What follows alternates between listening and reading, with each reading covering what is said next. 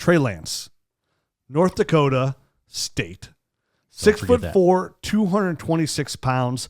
Now, this is a guy, if you want to go watch his 2020 tape, well, it's you got a game. He only played one game in 2020.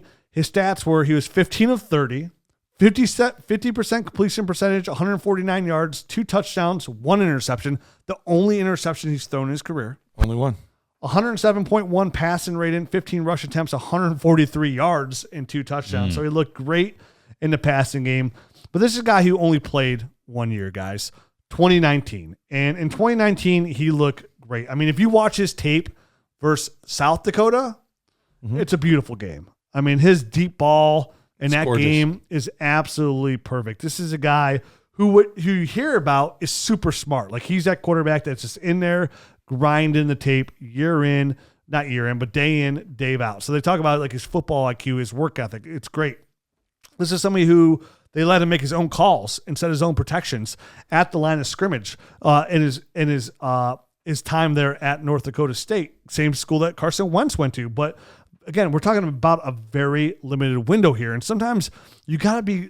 That's what worries me a little bit about Trey Lance is he's only got a handful of starts. This is a guy who has just 318 pass attempts in college football. I mean, Mitch Trubisky was like that, a very high draft pick. Very limited. Again, looked big, athletic, could move outside the pocket, looked pretty accurate when he did throw the football. And then he gets the NFL, and he's just really struggled because there's just not a lot of football experience there. And he's about to play football at the highest level possible where nothing is easy at any point ever. Super young guy. He's only going to be 20 years old when the draft kicks off as well. I was going to ask you if that was a typo. If anyone else could verify that. He is only 20 years old. He's young. Yeah. No, yeah, he's a young pup. Yeah, he's very, very young. So, but he's got a really good arm. I mean, some of those deep balls can get on the move. Very athletic. Seems like he reads defenses pretty good as well. So he seems like, when I see people say like he's football smart, like I could see it on tape. Like this guy looks like he's a pro caliber quarterback. I could see in that very short window, like the talents there. I can see why I would get excited about a guy like Trey Lance. And then I think about going back to like, I was excited about Mitch Trubisky, which is not fair. You know what I mean? It's not fair. They're very different players. Very different players. But for me, it's like, where's it going to go? And how long is it going to take for Trey Lance to get it? Or is he gifted enough to come in and have success? I don't know. Like he's a gamble here. A gamble enough where I think in a super flex league, like I'd be okay with taking Najee Harris and Jamar Chase ahead of him. I'd be okay with it. I'm also okay with taking them. I'm also okay with taking Kyle Pitts and tied him premium league for him. But I think that's the lowest I would let him fall, right around pick 6, 7, right around there. Because then the juice is really worth the squeeze. It is. It's just it's a patient game, and what sucks is right there, like right around pick 7, 8. That's why you almost want to take him at 4 because. When are you going to get another opportunity to take a guy like Trey Lance? Yeah. But when you take him, if you say you're the 4th pick and that's where you're at, you have to take him. You're going to be in the same position next year because he's not going to really help your team this year. Well, and he's definitely built for today's NFL. Yep.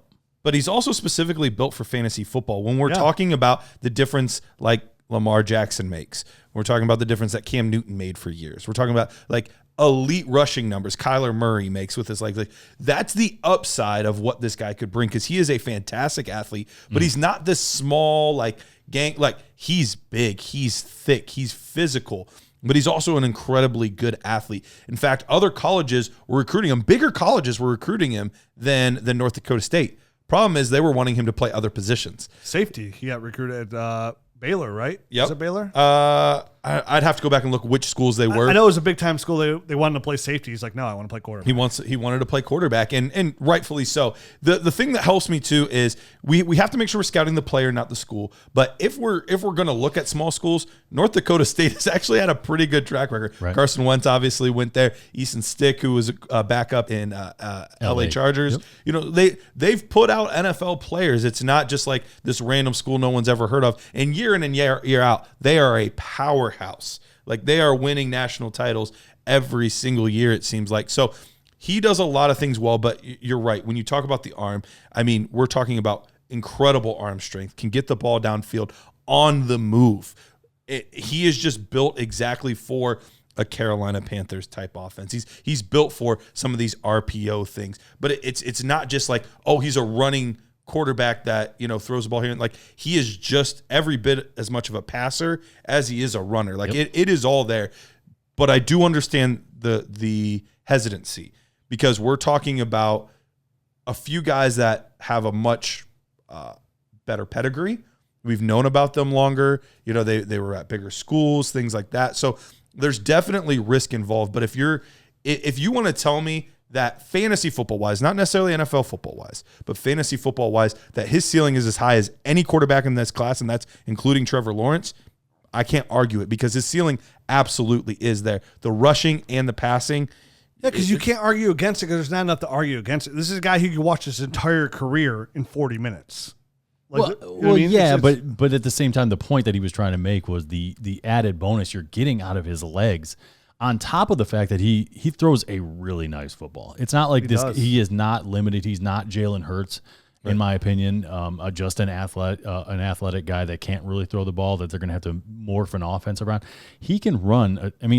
They basically run a traditional, NFL style offense right there at the college that he just came from. So he lined up under center. He was doing shotgun stuff. He was doing RPO stuff. A lot of the stuff that they're kind of mashing together in the NFL now to make NFL offenses is basically what they were running last year, and he did it, or 2 years ago, and he did it really well. I mean, the one trepidation I have and the one pause that I have on this guy is the fact that it was 2019 and it was a lower level of competition. I mean, so those are my two concerns with him, because when I watch tape, it's all fun and games. I love it all. You know what I mean? There's nothing that I'm like, oh, he sucks at that. Because like you said, he can throw really well on the move. You know what I mean? I don't know why, but I really want him to be a Falcon. Like, I really want him with Arthur Smith. I think like him with Julio and Calvin Ridley. I think that would be fun there. That would definitely be fun, and I think it would be great to learn for a year. You know under what I mean? Matt Ryan, Under Matt Ryan, or just any for a guy who hasn't played in over a year, he definitely needs to sit. And it's going to go to a situation where he's going to get drafted high enough. Come draft time in Superflex, I'm taking him 1-4. You know what I mean? Like, I'm taking ahead of Najee. Because again, you watch that game versus South Dakota. I mean, all his state games are pretty good, but that game for South Dakota is just, it's a beautiful. Like, you're like, I'm taking this guy ahead of Justin Fields. Like, it's that good. Like, I'm the way he still runs the not ball. 100% that I'm not. Daniel Jeremiah was questioning early before the one game sample we got from him. He was saying he belongs in the same conversation with Trevor Lawrence and Justin Fields. Now, this was before the season, but and I really respect Daniel Jeremiah. He's not a hot take guy. He's about his film. He's about his process. He comes from a scouting background. Like, I think there's some legitimacy to it. Is there more risk than others? Sure. But the upside is just as high, if not even more so than anybody else. And that's the thing. I totally concur with you. He is the highest upside guy in this draft. As far as for fantasy. For not NFL. Nope. From fantasy. Yep. I think Zach Wilson is. I don't think he's near the runner. He's not nearly. Of course, it's Trey Lance because he's the bigger runner. He needs when he does run too. Sometimes he needs to learn, which is an easy fix, to move the ball to the outside. Sure. Trey for fumble, I saw him run the ball multiple times without switching the ball, and I'm like, Trey, that's the first thing I see every time. I'm like, what are you doing? Put the ball on the outside. But you're right. I mean, this guy has really nice touch on his football. Anywhere over the field, the way he manipulates, but you tell that he's just got a really good feel. I can't for the see game. him, but he has a really good feel for the game. He knows where he's throwing the ball. That's the thing. Like he is the total package. He's very impressive. Let's just see if he can do it at the next level, and kind of see what the fit is. That's what's going to determine for me, like, kind of where I have him. I think is the fit. Is he going to have a chance to develop? Is he going to have a chance to learn behind somebody? Because I think that's going to be important for him. Sure. So if he lands in a good spot, I think there's every chance for him to leapfrog. So wherever he goes, we're also going to see Ryan Fitzpatrick there as well, right? Yeah, it could be. Yeah. We just got to make and Matt's right. This is a guy that you're going to have to bring in and build your team around him and commit to him. Like, this has got to be your guy going forward and tailor to his skill set, right? Which it's going to take some time. And like you said, Atlanta's a good spot because you sit behind Matt Ryan for 1 year, then get out from under that, get out from Julio, build with Calvin Ridley, get some players in there. But we'll know more after the draft. There's a lot in today's NFL. There's a lot of places he can go, and they can make it worked. Sure. You know what I mean? And there's some situations where it's hard to say because we have so many new coaches at the top of the draft as well. But a very interesting prospect, offers a lot of fantasy football potential with his leg and his arms. That's the thing. Like some of these quarterbacks come out, like a guy like Lamar Jackson, you get super excited. We talk about like, well, Mike Vick did this year in and year out.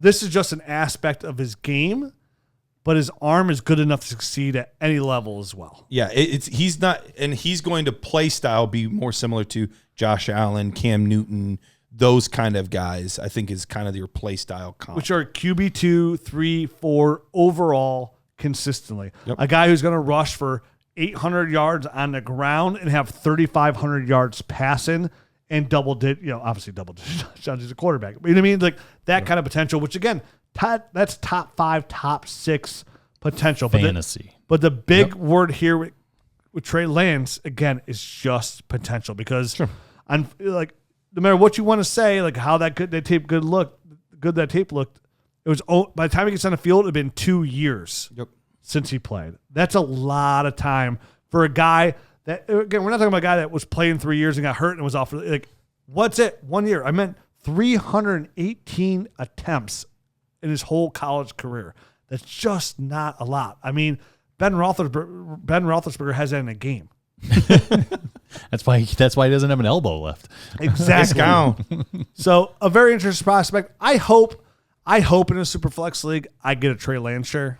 We'll see because he's very intriguing. He is. But is he? Do you guys view him somewhat because he's going to get drafted so high as like at least a small intermediate safe window because his arm is decent enough and his legs are good enough where like he's going to offer some value no matter what. Like a guy like Mac Jones is like almost like safe or just bust out. Right. Where like Trey Lance is like, okay, he's going to give me 500 rushing yards probably. I would say worst case it's like young Ryan Tannehill maybe where, he was a decent 15. athlete and, he got some rushing yards and, That's a good, actually not bad, a young Ryan Tannehill. I feel like he is what I wish Jordan Love was last year. You know what I mean? Like he's actually talented. He's a better athlete and he's a better thrower. Yeah, you know what I mean?